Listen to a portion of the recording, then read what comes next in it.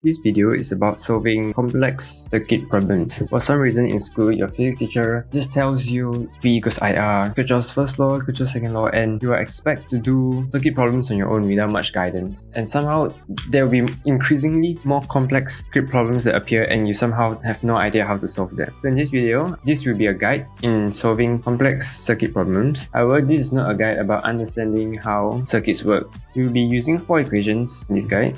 The first would be Kirchhoff's voltage law, where EMF equals to the sum of potential differences, and KCL, sum of current into junction equals sum of current exiting, V equals IR, and sum of current expelled in series equals to sum of current expelled in series in parallel, which applies only to parallel voltages. Soon you'll get into what this means. And also, conventional current flows from positive to negative, so from the longer side of the battery diagram to the shorter side, which over here you can see we shall assume that the current flows from the left side and comes in from the right side to the shorter side. Right, so these 3 circuits are what we will be attempting to solve in this guide. Let's start with a warm-up circuit. Wait, wrong.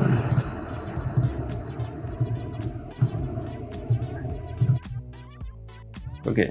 So this warm-up, we shall first label the resistors with letters A, B, C, D, and you notice the current flowing on the left side chooses to flow into either A or C, and is not influenced by resistors B and D. This circuit can be redrawn as the circuit below, which have A and C in parallel with B and D in series with B and D in parallel.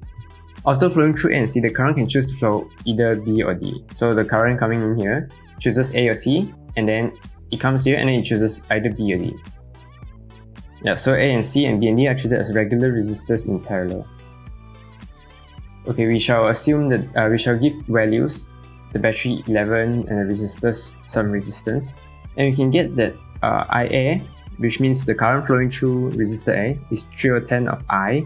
Let's say I is the total current of the circuit, and we get IC is 7/10, IB is 10/14, and ID is 4/14 by just treating this diagram as this diagram. And we also can find the value of I by finding the total resistance of the entire circuit. But we have one problem with this method of solving circuits, is that you can't really apply this method of thinking into these 3 circuits. So we need a more generalized way to solve problems. Alright, so we implement a simple algorithm. Step 1 of the algorithm is to label the resistors A, B, C, D, and step 2 is to assume a direction of current flow. So these arrows, we should draw arrows on the resistors and ammeters. For the case of this guide, we'll be looking to find the current that flows through the resistors and ammeters instead of finding voltages or resistance of the resistors. But it works for finding voltages and resistance as well. Okay, so step 2 is to assume the current flow in the resistors and ammeters. And step 3 is to individualize. What that means is to break down this huge circuit into circuits in series. Like here. Here, there's one here. A simple series circuit. Another CD, AD, and CB. To individualize circuits, you can trace from the long side of the battery and make sure that it ends on the short side of the battery. And you must make sure that the current does not overlap each other. So for example, if there is a wire going from here to here, and you say that the current flows from here to here to here and you say the current flows from here to here to here to here, and then it comes here and then it overlaps at this junction, then there is not an individualized circuit. It's not in series anymore. So you must ensure that if you're tracing the individual circuits, you must not overlap at any junction.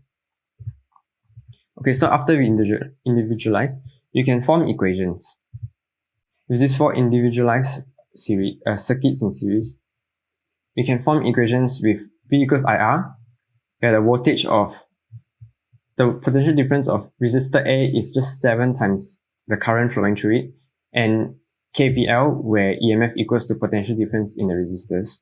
So 11 equals 7 IA plus 4 IB, and so on with these 3 other circuits.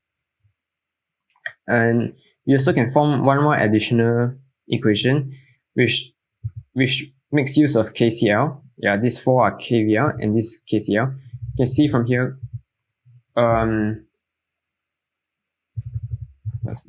KCL, IA plus IC equals IB plus ID.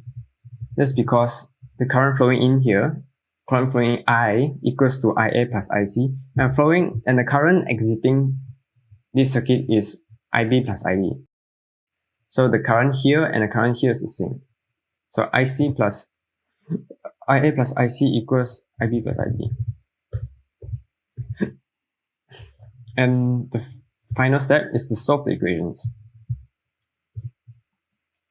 The best way I found is to use the equation of KCL. You isolate one of the currents and then you substitute with the KVL equations. So IA equals to, you substitute, and you see that IC has no direct relation with IA. IB relates with IA directly.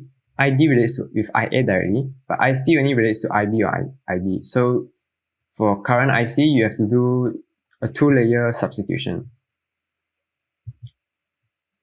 And then with these denominators here, you find the common multiple and then you multiply it. You multiply both sides by that common multiple and you simplify the equation. And here IB, double layer substitution, become IA, and you can get that IA equals 2310347 amperes. And substituting IA into KVL equation, you get IB, you can get IC as well. You can get IC as well and ID. And then in the diagram, we also want to find the current that flows through the ammeter at the center here. We call it I alpha. Alright, so we also want to find what is the I, what's this value of I? And so I is 770347 amperes. It's just IA plus IC or IB plus ID. And okay, so now we want to find I alpha.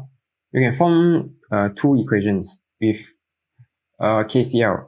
Okay, IA current flowing in here equals to exiting I alpha plus IB, or the junction here, IC plus I alpha equals ID. We see that the current has a negative value, which should not be possible, but this is because we indicated a direction for I alpha, which is downwards, meaning and the negative value corresponds to a opposite direction of assumed direction. So it actually flows upwards in this diagram. Now moving on to the next diagram. So remember step 1 to label. Label the resistors and the ammeters. Step 2 is to assume the direction of resistors and ammeters. Step 3 is individualize. You don't actually have to draw the circuits, individual circuits, but you can just imagine. And step 4 and 5 equations and solve. So forming an equation, you see in here we individualize this so-called domain first. 5 minus 13 equals 7 IA. This is considered a circuit in series with the batteries opposite directions, but we can just minus them off. So we assume that the current flows this way. 5 minus 13 equals IA. It can be the opposite way. 13 minus 5 equals negative 7 IA. So it's just like multiplying both sides by negative. So it's the same thing. We get IA equals negative 807, meaning that the current here is actually flowing to the left. And we solve for this domain as well, and we get IB, negative value, IC, and ID. So IA, IB, and IC are all in the opposite direction of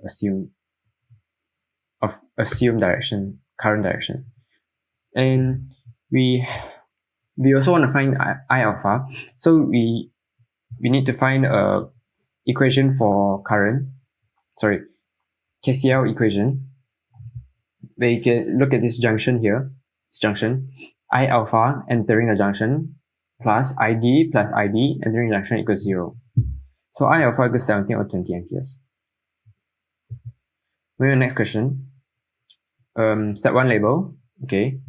Step 2 direction. Step 3 individualize, just imagine. And step 4 is to form equations. So the first equation you can form is looking at this small little function, or in a small domain here. 4 equals 6IB minus 3IA, because we are imagining that it's flowing in this direction, so it's the opposite of assumed direction, so minus 3IA. And at this domain, 7 equals 3IA plus 10IC. And this big one, 11 equals 6IB plus 10IC, like this big one. And KCL equations, IB, looking at this junction here, IB equals IB plus IA equals IC. So we isolate IA and we substitute IB and IC, and we can get the values of IA, IB, and IC. Right, so we now chalk these three answers here, and now we want to solve for I alpha, I beta, and I gamma. Okay, so we try to solve.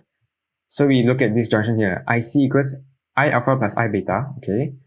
And then we look at this junction here, I beta equals IA plus I gamma. And then we look at this junction here, I alpha over here plus I gamma equals IB. And then we try to solve it. We say IC equals IB minus I gamma plus IA. And you see this I gamma and this I gammas here cancel each other out. So you just get IC equals IB plus IA, which does not solve any of the unknowns here. And if you try, like for example, you isolate IA, move IB across, and then you substitute IB with I gamma plus IA, and then you substitute the gamma with alpha, you realize that the I alphas will both cancel and you just get a useless equation. So we need to introduce one more equation, which is the equation that was mentioned on the first slide. So sum of current expelled in series equals sum of current expelled in series in parallel.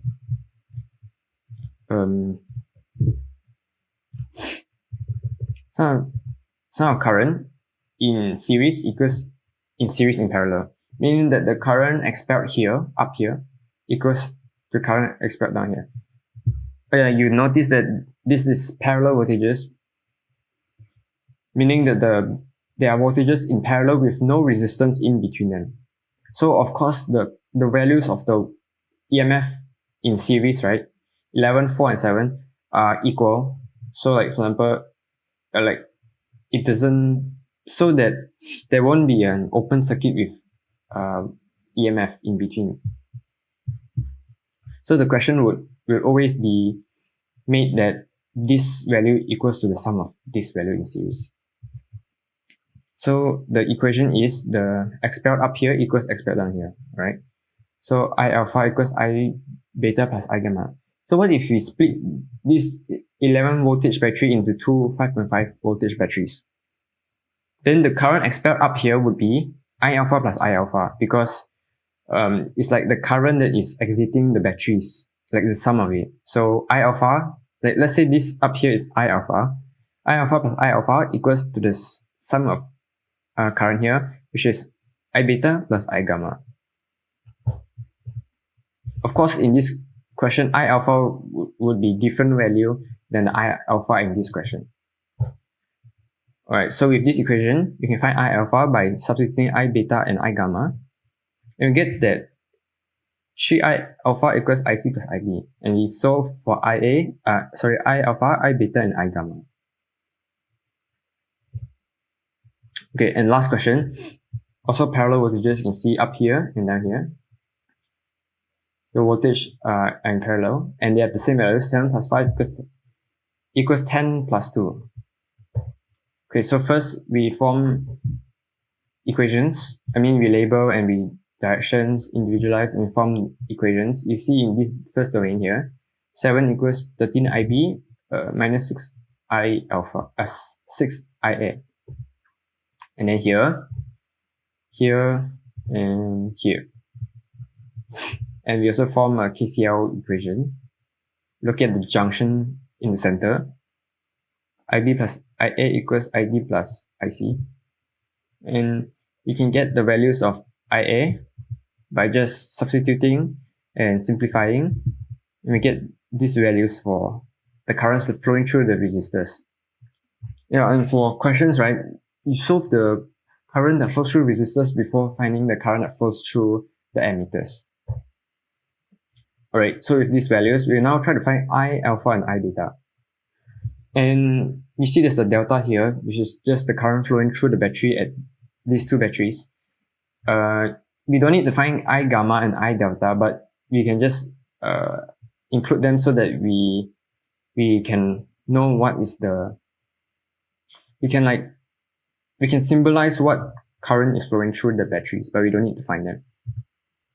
So I alpha equals IB plus I gamma. You look at which here, this junction, I alpha equals exiting IB plus I delta, and I beta plus IC, which is this current, this junction here, I gamma plus I alpha, I gamma equals I alpha plus IA, this junction, and this equation, which is the sum of current expelled in series is equal, meaning that I alpha plus I gamma equals to the negative of I delta and I beta.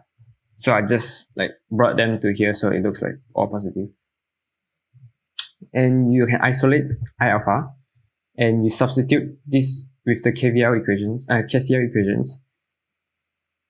And okay, I gamma, I beta 2-layer substitution, and you get that I alpha, for I alpha equals IB plus IC minus 2IA, which has 3 values that we know, and so we can find I alpha and I beta. And we also can find I gamma and I delta if we want.